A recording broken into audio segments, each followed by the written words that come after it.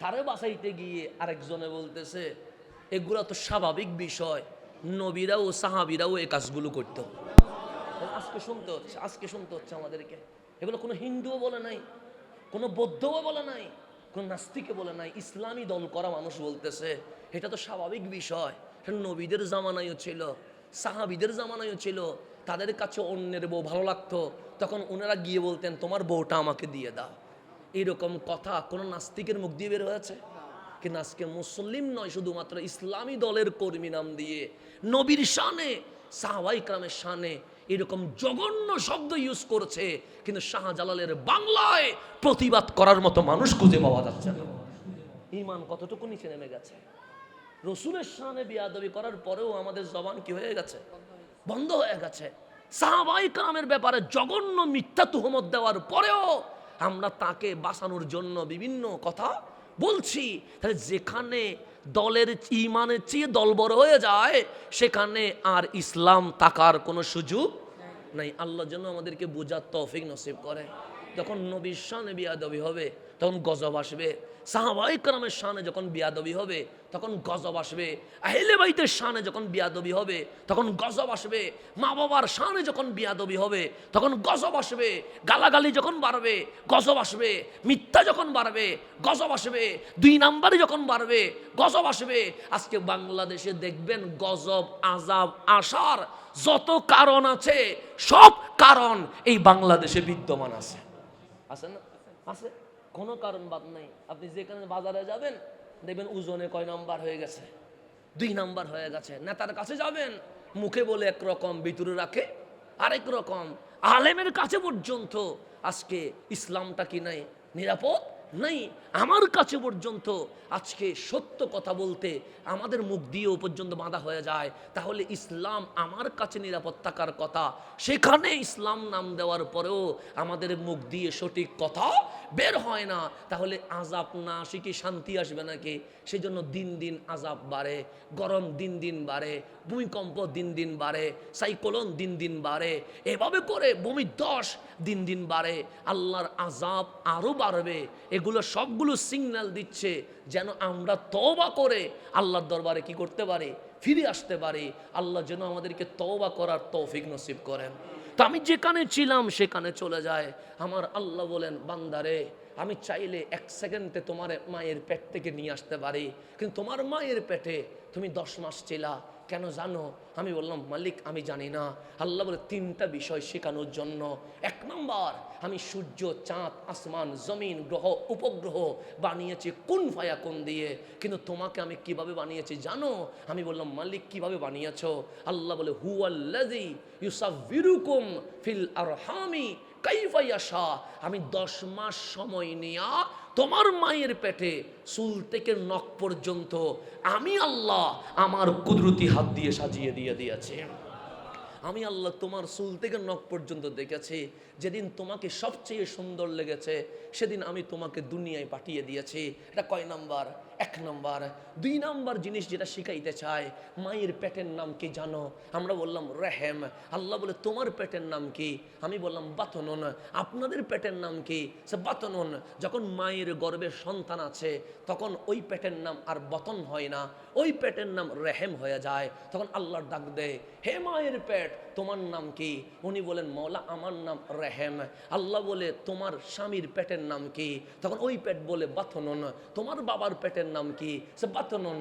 তোমার মায়ের পেটের নাম কি? সে বাতনুন। তো সবার পেটের নাম বাতন, তোমার নাম রেহেম কেন? উনি বলে, লা আদরি, মালিক আমি তো জানি না।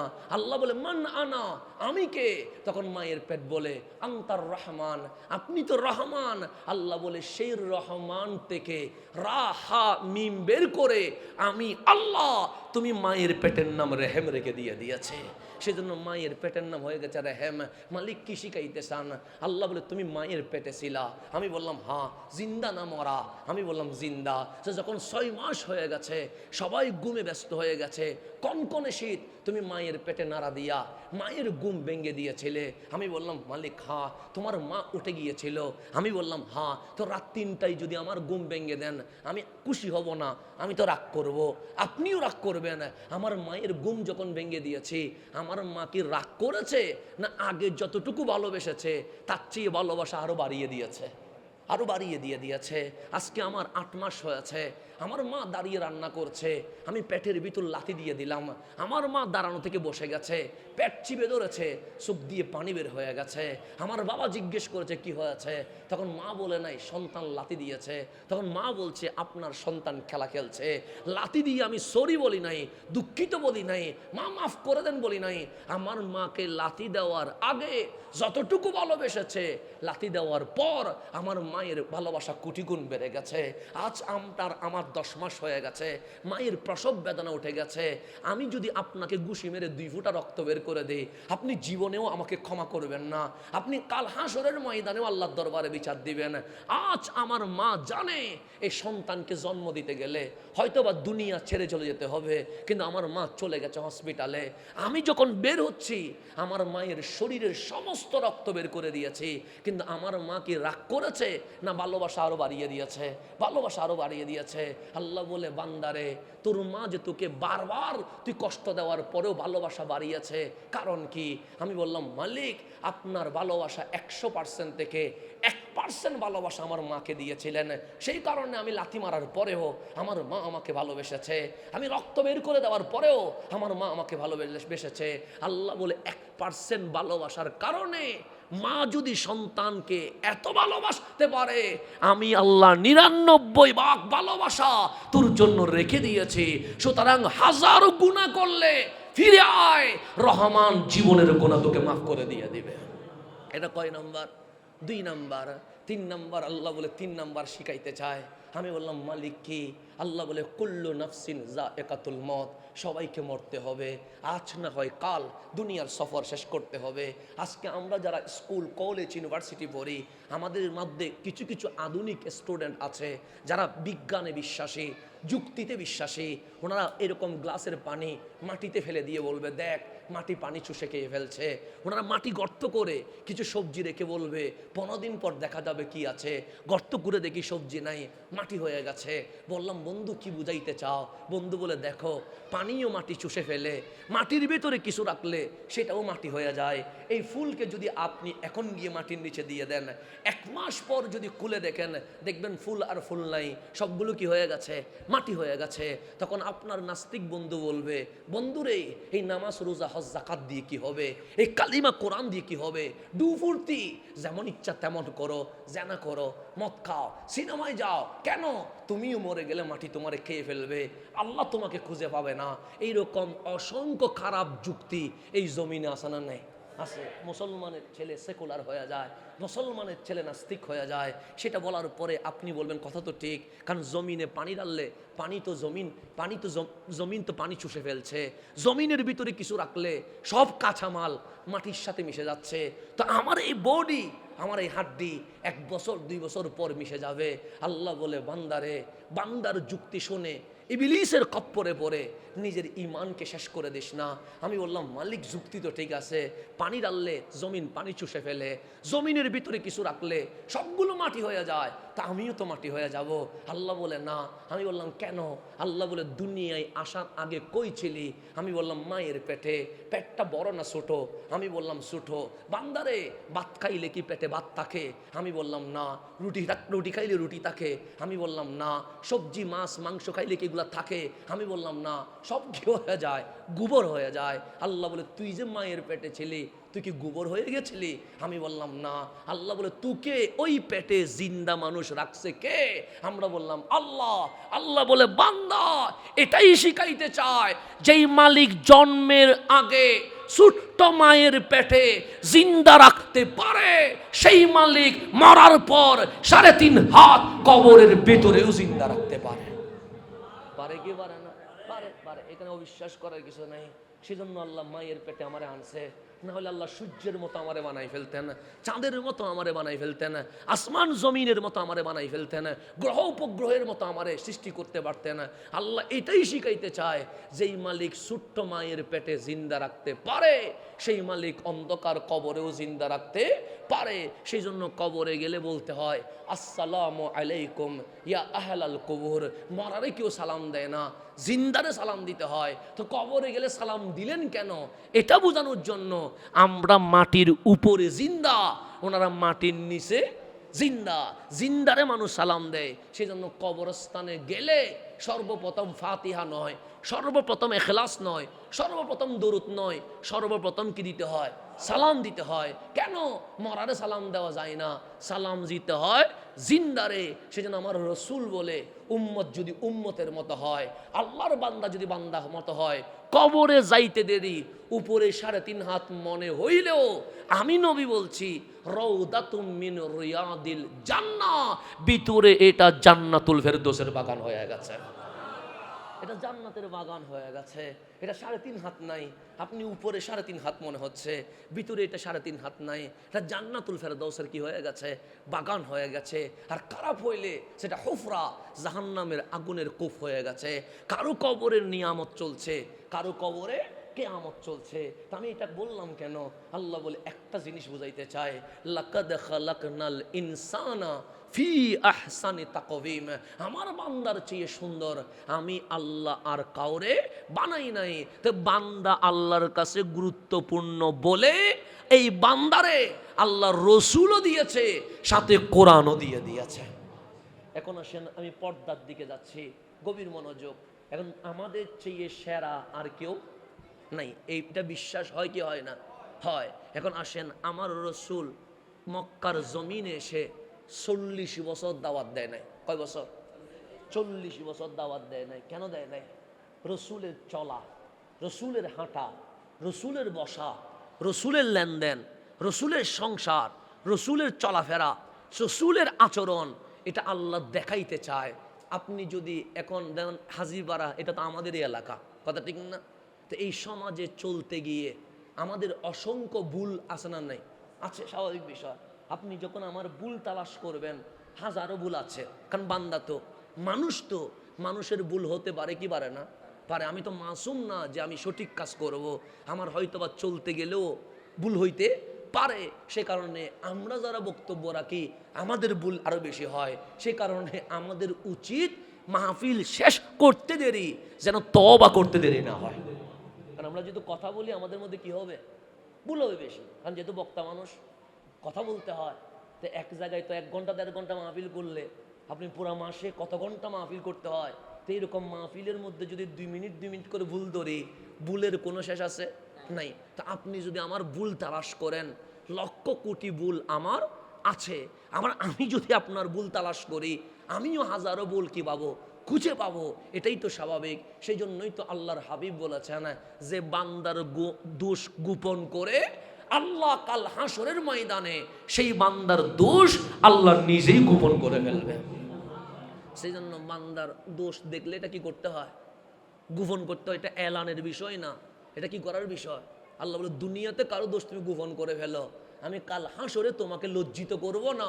আমি আল্লাহ আমার সত্তারিয়তের পর্দার ভিতরে ঢুকায়া তোমার দোষগুলো গোপন করে মাফ করে তোমাকে জান্নাত দিয়ে দিব। তা আমাদের অনেক দোষ আছে না? নাই? তা আমার রসুল আসলেন দুনিয়ায় 40 বছর কি দেয় নাই? দাওয়াত দেয় নাই। কেন দেয় নাই?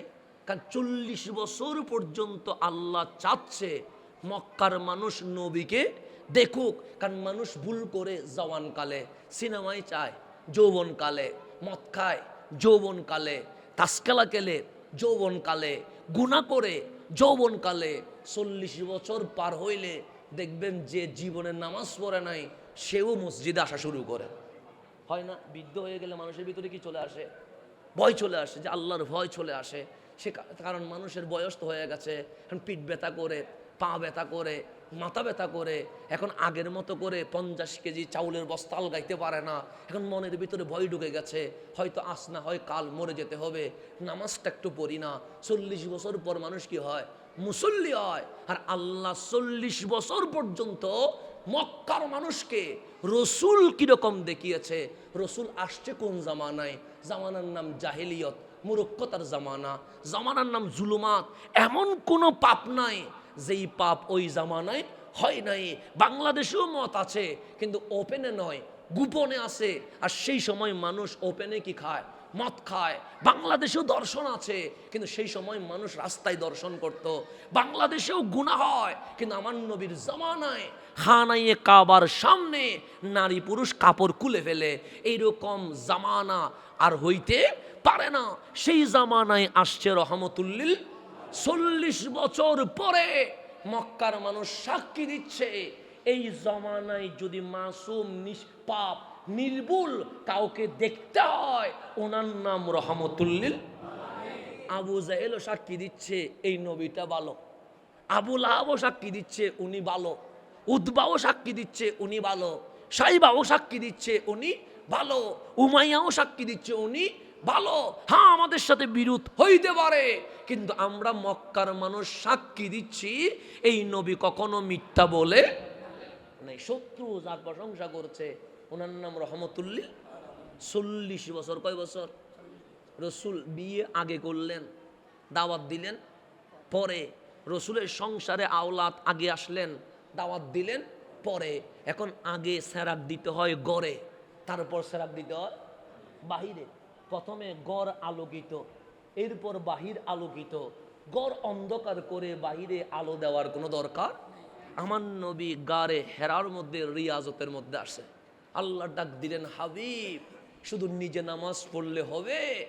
আপনার উম্মতকে কি দাওয়াত দিবেন না নামাজের? শুধু কালিমা আপনি জিকির করলে হবে, লা ইলাহা ইল্লাল্লাহ। আমার বান্দারে কালিমার দাওয়াত দিয়া তাদেরকে কি ইসলামের পতাকা তলে আনবেন না? হাবিব বলে, মওলা আমি 40টা বছর রিয়াজতের মধ্যে আছি, কখন আপনার হুকুম আসবে? যদি আজকেই হুকুম আসে, আমি নবী আজকে থেকে দাওয়াত দিতে প্রস্তুত আছি। আল্লাহ বলেন, ইকরা বিইসমি রাব্বিকাল্লাযী খালাক। আওয়াজ চলে এসেছে, অর্ডার চলে এসেছে।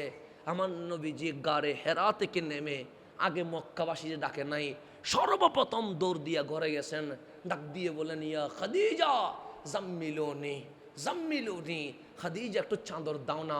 আম্মাজান খাদিজা চাদর দিয়ে রসুলের গাকে আবৃত করলেন। রসুলে পাক কাঁপতে লাগলেন।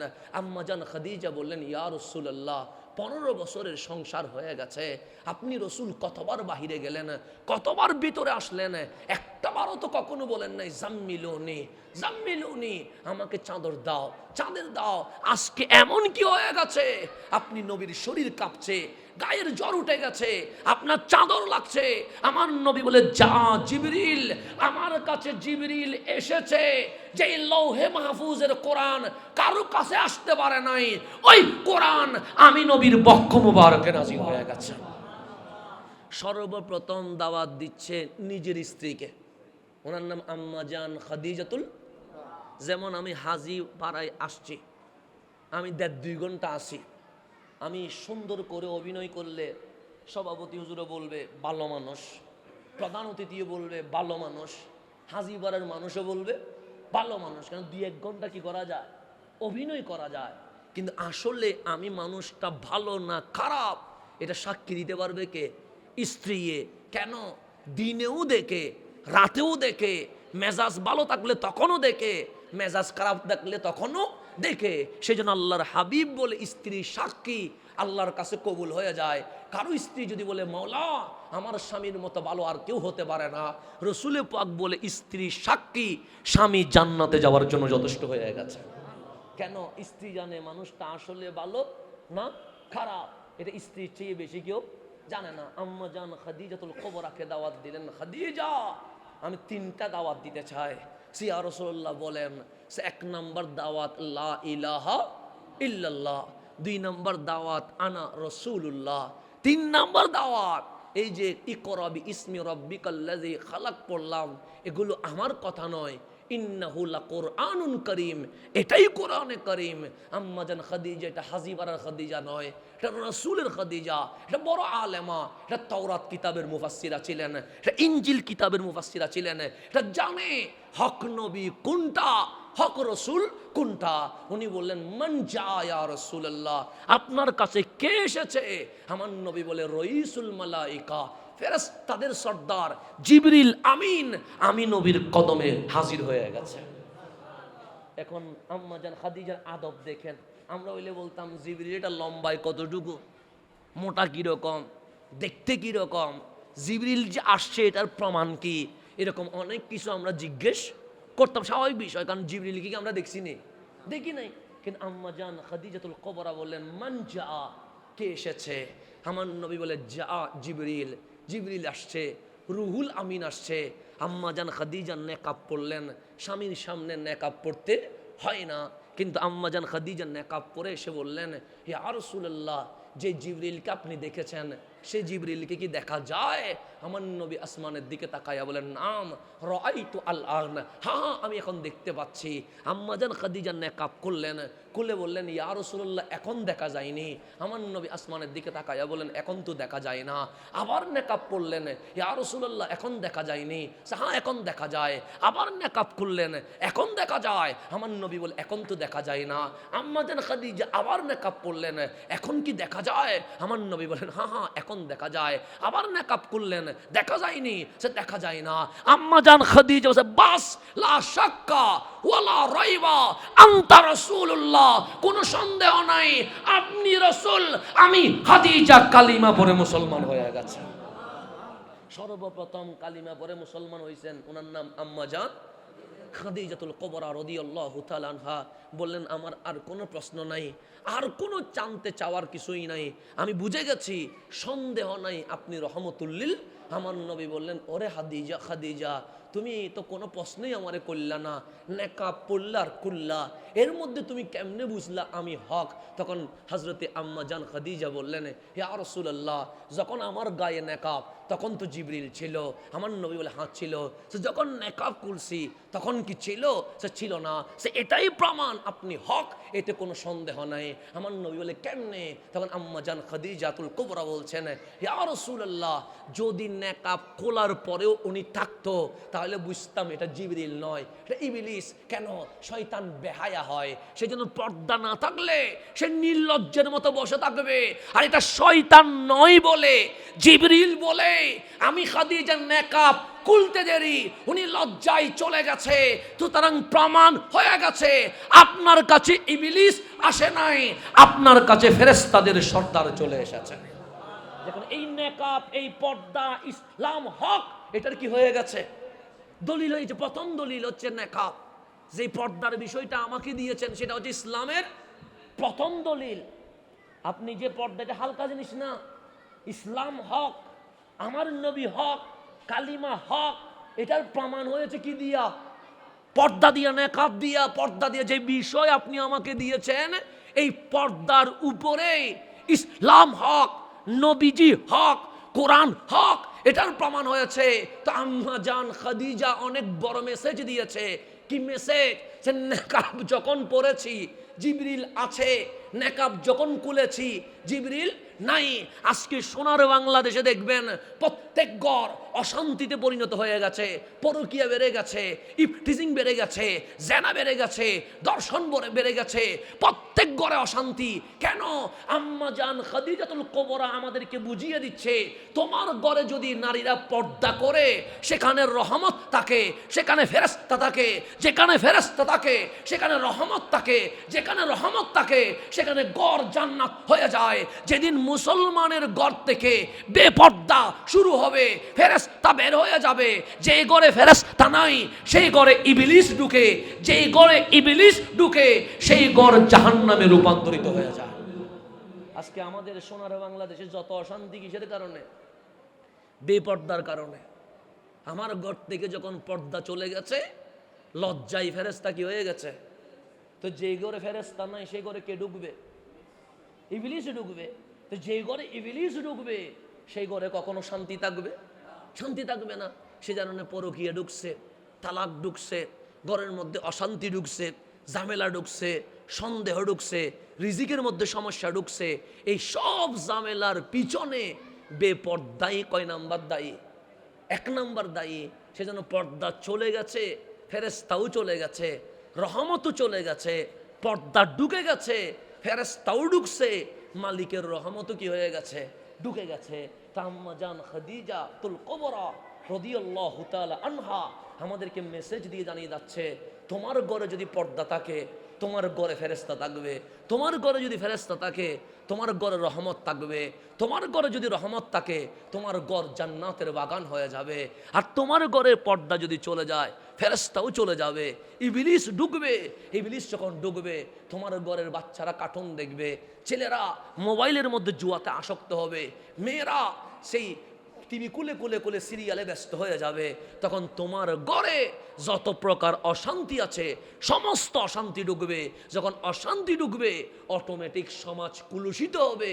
হাজার মাহফিল করলেও এই সমাজকে আর চেঞ্জ করার কোনো সুযোগ। এক জায়গায় যদি অসুখ হয় চিকিৎসা দেওয়া যায়, সব জায়গায় যদি অসুখ হয় চিকিৎসা দিবেন কোথায়? চিকিৎসা দেওয়া যাবে? মাথা ব্যথা হইলে চিকিৎসা করলাম, এখন মাথাও ব্যথা, চোখও ব্যথা, মুখেও ব্যথা, শরীরেও ব্যথা, ওষুধ দিবেন কোন জায়গায়? ওষুধ দেওয়ার কোনো জায়গা নাই। এখন সমাজের সব জায়গায় রোগ ঢুকে গেছে, এখন মেডিসিন এতগুলো দেওয়ার মতো আর কোনো সুযোগ নাই। সেই কারণে আল্লাহ পাক কোরআনে সূরাতুন নূরের 30তম আয়াতে বলছেন, কুল হাবিব আপনি বলেন, লিল মুমিনিন কাকে বলবেন? আমার মুমিন বান্দাগুলারে বলবেন, যে ঈমান আনে নাই তাকে বলতে বলে নাই।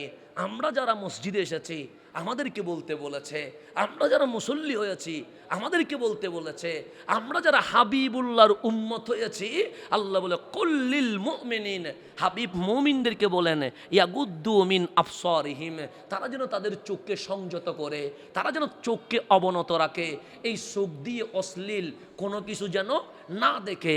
তার উপর ওয়াইয়াহফাজু ফুরুজাহুম, তারা যেন তাদের লজ্জাস্থানকে কি করে, হেফাজত করে। যালিকা আসকালাহুম, এটাই তাদের জন্য পবিত্রতা। ইন্নাল্লাহ খাবীরুম বিমা ইয়াসনাউন, তারা যাই করে সব কিছু জানেন কে? আল্লাহ। আল্লাহ জানেন কি জানেন না? আল্লাহ বলে খাবীর, আমি সংবাদ নিচ্ছি, তুমি কি করো না করো আমার নজর দৃষ্টিপাত তোমার উপরে আছে। তাহলে আমাদের পুরুষের পর্দা হচ্ছে চোখ নিচের দিকে রাখতে হবে, লজ্জাস্থান হেফাজতে রাখতে হবে। এরপর বলছে ওয়াকুল্লিল মুমিনাত, হাবিব এখন মুমিন নারীদেরকে বলেন ইয়াগদুদনা মিন আবসারিহিন্না, তারা যেন তাদের চোখকে কি রাখে, অবনত রাখে, সংযত রাখে। ওয়াইয়াহফাজনা ফুরুজাহুন্না, তারা যেন তাদের লজ্জাস্থানকে হেফাজত করে। ওয়ালা ইউবদিনা জিনাতাহুন্না ইল্লা মা যাহারা মিনহা, তাদের সৌন্দর্য যেন কি না করে, প্রকাশ না করে। যতটুকু প্রকাশ পায় এটা তো পায়, কিন্তু প্রকাশ হয় না, এই সৌন্দর্য যেন জাতির সামনে কি না করে, প্রকাশ না করে। তাহলে মুমিন বান্দাকেও পর্দা করতে হবে, মুমিন বান্দিনীকেও কি করতে হবে, পর্দা করতে হবে। আজকে সোনার বাংলাদেশে আমরা দেখতে পাচ্ছি যখন ঈদ আসে তখন আমরা ড্রেস খুঁজি, কোন নায়িকা কীরকম কাপড় পরে সেটাই আমরা খুঁজি। এখন খেলা চলে এসেছে, যে আর্জেন্টিনা করে সে আর্জেন্টিনার খেলোয়াড় কীরকম চুল কাটে সেরকম চুল কাটে, যে ব্রাজিল করে ব্রাজিলের জার্সি কীরকম সেরকম কাপড় পরে। তো এগুলো আমাদের জন্য বড় আসনি সংকেত। এখন আল্লাহ যেইভাবে বলেছে তার বাহিরে যাওয়ার কোনো সুযোগ, রসুল যেভাবে বলেছে তার বাহিরে যাওয়ার কোনো সুযোগ নাই। সেই কারণে দেখবেন আমাদের আজকে আপনি যখন মার্কেটে যাবেন, শপিংয়ে যাবেন, এক সময় দেখবেন নারীদের কাপড় ছিল 4 পিস, 4 পিসের পর হয়েছে 3 পিস, এখন হয়ে গেছে কত পিস, 2 পিস হয়ে গেছে। এখন লজ্জা, আমাদের আর ডাকার মতো কোনো সুযোগ নাই। রমজানের মধ্যে ইন্ডিয়ান নায়িকাদের কাপড় কেনার জন্য অনেক নারী আত্মহত্যা পর্যন্ত করছে, এরকম অনেক রিপোর্ট বাংলাদেশে আসে না নাই? আছে। এখন ওনারা বলবে আমি স্বাধীন বাংলার স্বাধীন নাগরিক, যেমন কেউ চুল কাটছে এদিকেও নাই এদিকেও নাই, মাঝখানে আছে। তারা জিজ্ঞেস করলাম এরকম চুল কাটলা কেন? সে বলবে আমি তো আপনার বাবার টাকায় চলি না, স্বাধীন বাংলার স্বাধীন নাগরিক, সুতরাং আমি এভাবেই চুল কাটবো। তুমি কাপড় পরেছো, প্যান্ট পরেছো, এখানেও সিরা এখানেও সিরা, টাকার অভাব হয়েছে, আচ্ছা না, যত বেশি সিরা তত বেশি দাম বেশি, সুতরাং এরকম কাপড় পরলা কেন? বলবে ইন্ডিয়ার নায়ক অমুক এরকম পরেছে, সেই কারণে এরকম পরেছি। আমি বললাম এটা না পড়লে হয় না? উনি বললেন স্বাধীন বাংলার স্বাধীন নাগরিক, আমি যেমন ইচ্ছা তেমন করব, তোমার কি? আমার বোন আজকে রাস্তা দিয়ে হেঁটে যাচ্ছে, না পর্দা আছে, না আপনার ইসলামের কোনো আদর্শ আছে। আমার বোনকে যখন বললাম আপনি গায়ের উপর চাদরটা আবৃত আলোকিত করেন, যেন লজ্জাশীলতা প্রকাশ পায়। উনি বললেন, আমি তো তোমার টাকায় চলি না, স্বাধীন বাংলার স্বাধীন নাগরিক, আমি আমার মতো করে চলবো। এরকম অসংখ্য যুক্তি বাংলাদেশে আছে না নাই? আছে। তো আল্লাহ কোরআনের মধ্যে বলছেন, বান্দা তুমি যদি অমুসলিম হও আমার কোনো কথা নাই, তুমি যদি নাস্তিক হও আমার কোনো কথা নাই, তুমি যদি হিন্দু বৌদ্ধ চাকমা হও ইহুদি খ্রিস্টান হও আমার কোনো কথা নাই। আল্লাহ বলছে, ওয়ামা কানা লিমুমিনিন ওয়ালা মুমিনাতিন, আল্লাহ যারা মুমিন তাদেরকে বলছে, বান্দারে তুমি ঈমান আনছো কেন? এখন আপনি বলেন, নামাজ পড়লে কি কেউ টাকা দিবে? এরপরেও নামাজ